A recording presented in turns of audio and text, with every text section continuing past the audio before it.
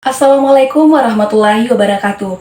Perkenalkan, saya Arini Aulia dengan NIM 200.404.5012.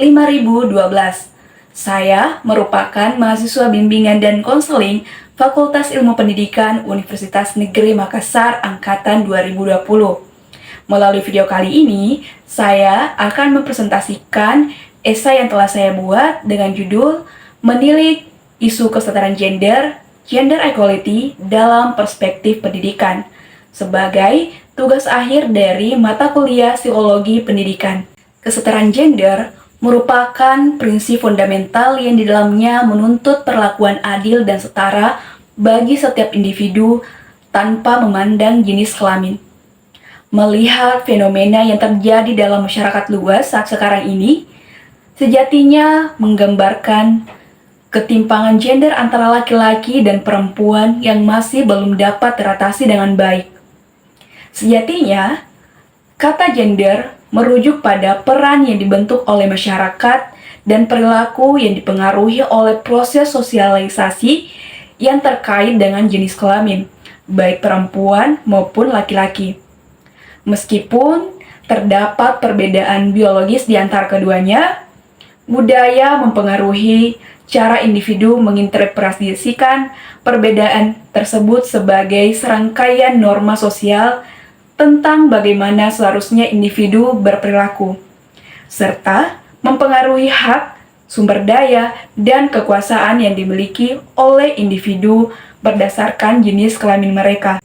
Seperti halnya ras, etnis, dan kelas sosial, gender adalah suatu kategori sosial yang berpengaruh besar terhadap arah individu dan peran mereka dalam masyarakat luas dan juga ekonomi.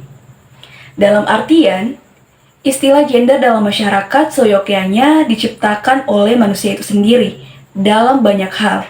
Salah satunya dalam hal kedudukan di mana laki-laki memiliki posisi yang lebih kuat daripada perempuan.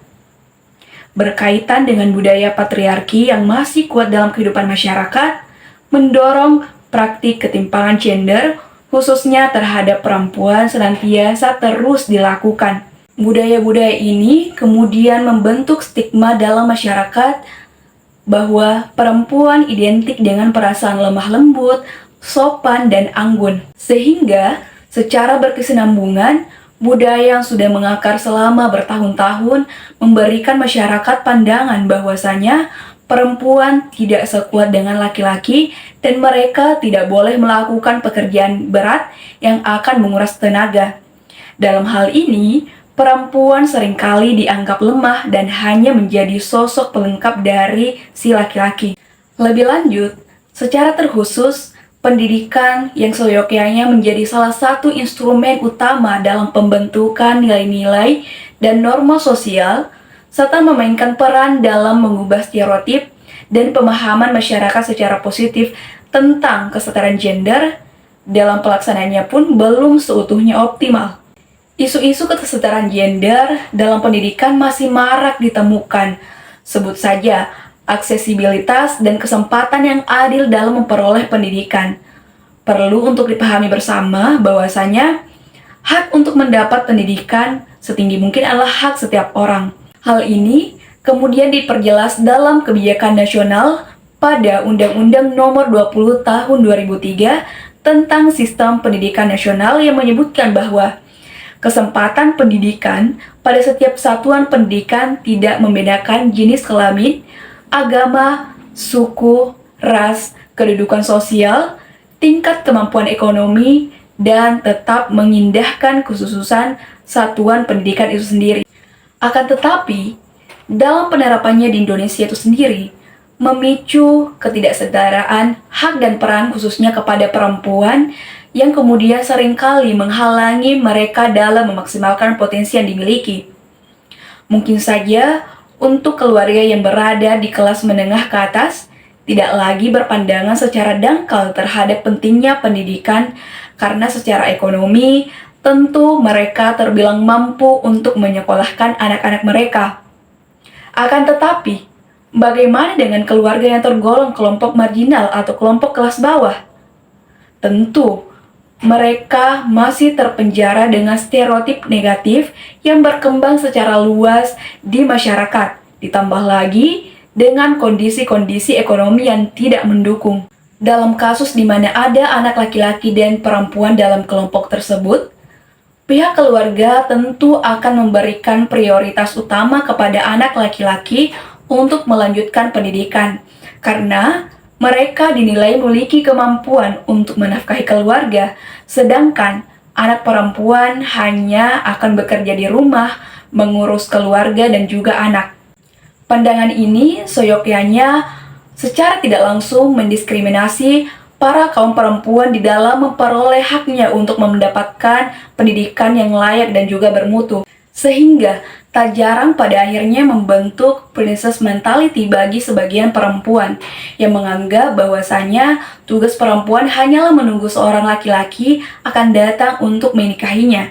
Juga menganggap bahwa ketika seorang perempuan berpendidikan tinggi akan sulit mendapatkan laki-laki, dan pada akhirnya mindset para perempuan yang menganggap pendidikan ternyata tidak sepenting itu semakin kuat tertanam di kepala mereka. Tidak berhenti di situ saja, isu kesadaran gender lainnya yang juga kerap kali terjadi di lingkup pendidikan ialah bias-bias gender.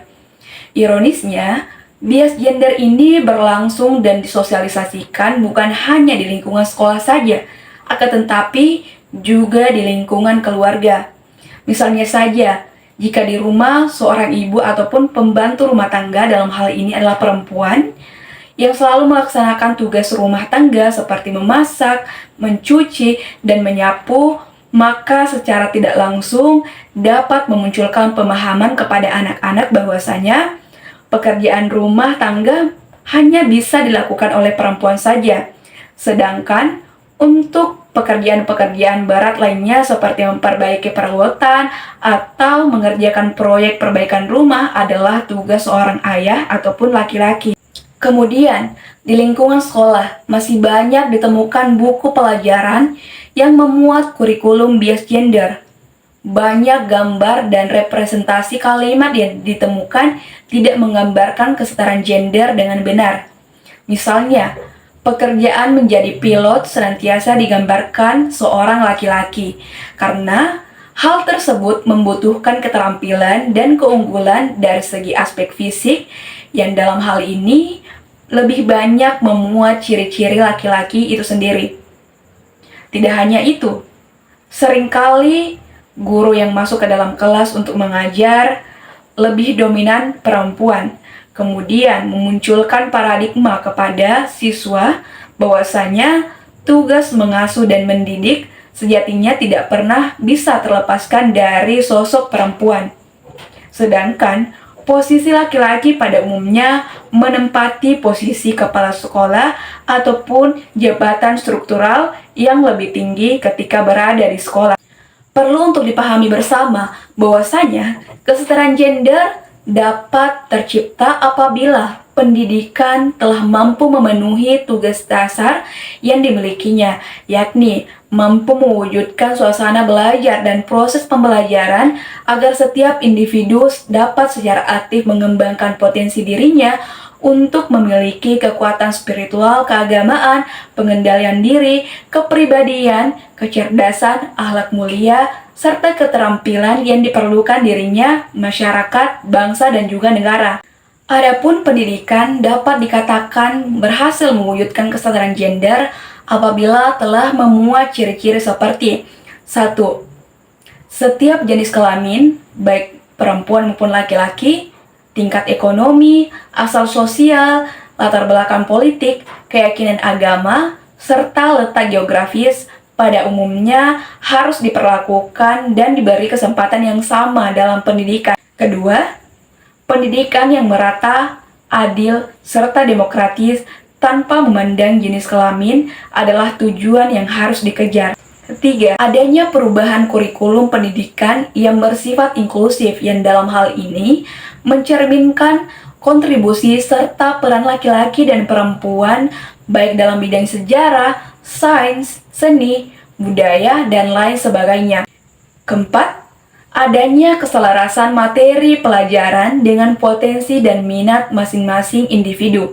Kelima, pendidikan harus relevan dengan tuntutan zaman dan memenuhi kebutuhan masa depan.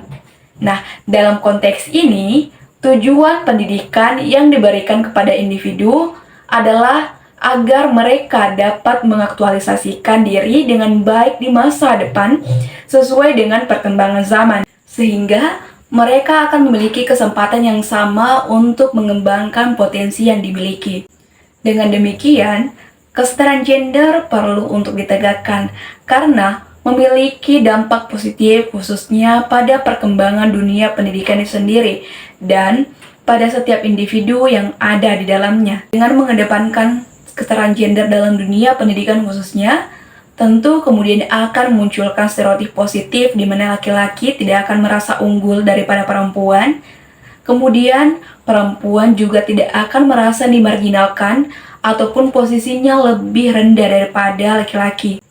Hal ini secara tidak langsung juga akan memberikan dampak yang cukup besar terhadap budaya patriarki yang selama ini dianut oleh masyarakat luas, di mana mereka akan semakin melek akan pentingnya kesetaraan gender dalam berbagai aspek kehidupan, tanpa melupakan kodrat laki-laki dan perempuan di dalamnya tentunya. Perlu untuk kita sadari bersama bahwasanya semakin tinggi tingkat kesetaraan antara laki-laki dan perempuan, maka akan semakin rendah kesenjangan yang terjadi antara keduanya. Selain itu, semakin sejajar laki-laki dan perempuan dalam mengaktualisasikan dirinya dalam dunia pendidikan, semakin memudahkan mereka bekerja sama serta berkontribusi dalam memajukan serta membangun peradaban bangsa dan negara menjadi lebih baik lagi ke depannya. Nah, mungkin itu saja yang dapat saya sampaikan melalui video kali ini. Lebih dan kurangnya mohon dimaafkan. Wabillahi taufiq wal hidayah. Wassalamualaikum warahmatullahi wabarakatuh.